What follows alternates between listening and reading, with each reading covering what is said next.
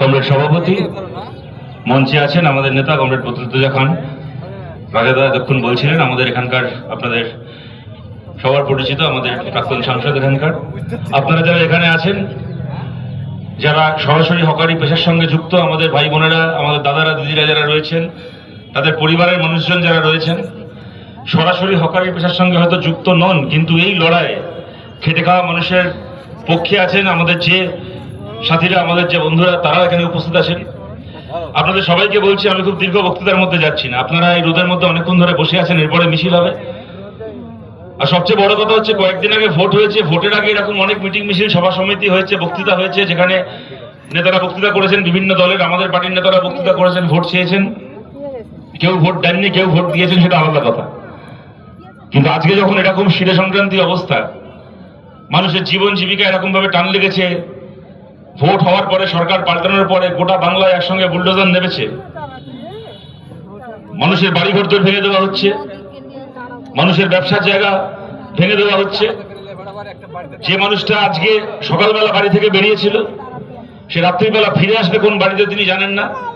যিনি আজকে রাত্রির অবধি দোকান করেছেন, বিক্রি বাটা করে সেই টাকা নিয়ে বাড়ি ফিরেছেন, তিনি কালকে সকালবেলা এসে দেখছেন তার দোকানটা আর নেই, ভেঙে গুড়িয়ে দেওয়া হয়েছে। আবার কিভাবে উপার্জন করবেন, কবে উপার্জন করবেন, তার পরিবারকে কিভাবে চালাবেন তিনি জানেন না। এই যখন মানুষের অবস্থা, তখন সেই মানুষকে বসিয়ে রেখে ভাষণ শোনানোর কোনো মনে হয় না। সেই কাজ আমরা করছিও না। এখন লড়াই করতে হবে, রাস্তায় লড়াই করতে হবে, আইন লড়াই, আদালতে লড়াই করতে হবে।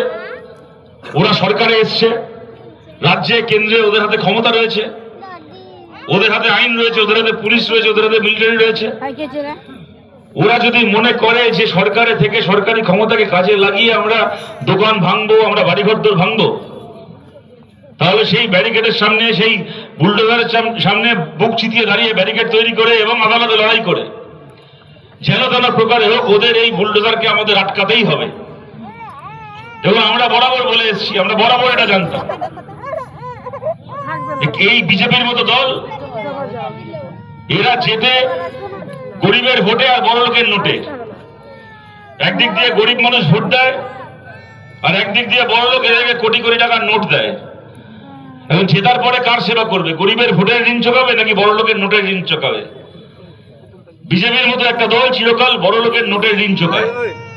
আমি বলার আগে আমাদের বাকি বক্তারা বলেছেন, আমি সেই কথাগুলোকে আর দ্বিতীয়বার করে একই কথা বারবার করে বলছি না, কিন্তু আপনারা এটা সবাই জানেন। এই যে হকার উচ্ছেদ চলছে গোটা পশ্চিমবাংলায়,